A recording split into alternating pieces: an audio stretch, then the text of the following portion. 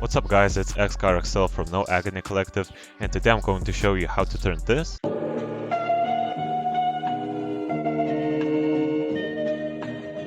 into this.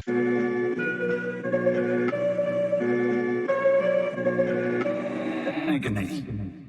Okay, so basically today I'm going to show you how to chop your samples or melodies using Fruity Slicer. Okay, the first thing that you need to do is have your sample ready or cut out the part that you want to chop up. So for example, in my instance, I really like these two first bars of this sample. So cut out your sample and go to this drop down menu and click Fruity Slicer. Now, drag in the sample into Fruity Slicer. Okay, now once we're inside the Fruity Slicer, I'm going to explain basic settings that you need to apply in order to chop. Alright, so the first thing that you need to do is press on this button and click beat. Now basically what it's going to do is just chop up our sample into beats, so that way it will be easier and more convenient for us to chop it. Now what we're going to do is turn the attack like from 20 to 25 milliseconds and also the decay to 10 or 15, something like that.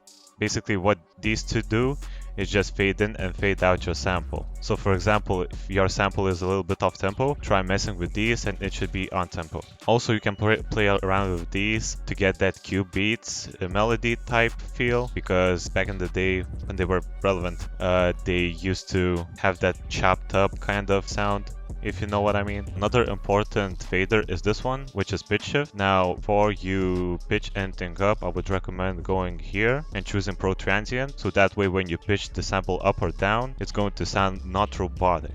Okay, after you've done all the steps, now it's time for chopping. Now you really need to get creative, because there are no rules or restrictions when it comes down to chopping, and basically you just have to really get creative and try to come up what you think is best. So first, I would recommend you just listening to the sample, getting to know the sample. Also, another thing I usually do is play around with the keyboard, try to see different melody progressions. So basically I do stuff like this.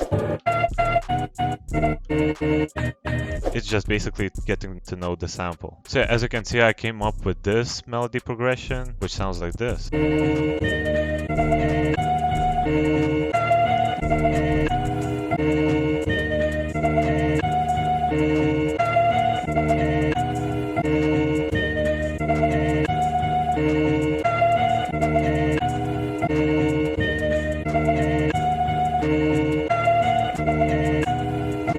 Okay, so I usually start with this first bar over here and just try to copy the same part but add a little variation to it. So for example, I took out this chop and added this one, took out this and added this one, and it's just same thing all over again. Now after I chopped the sample up, I went back to Fruity Slicer and I pitched it down for 100 cents, so it sounds like this.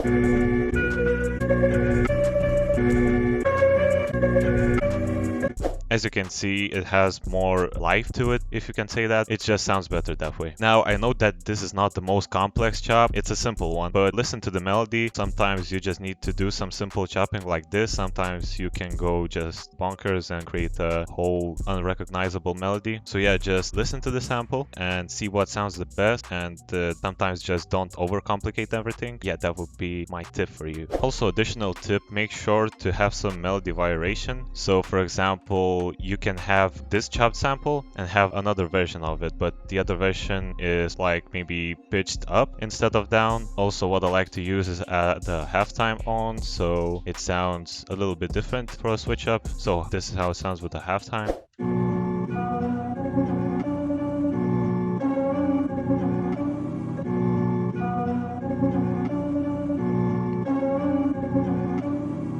Okay guys, so that's basically it. That's the basics of chopping with Fruity Slicer. Also, if you have any questions, feel free to comment them in the comment section below. Also, subscribe for more future tutorials which come every Thursday. And also check out our main channel where we upload free loop packs on every Sunday. So that would be it guys. Thanks for watching. Leave a like, subscribe for more, and I will see you next time.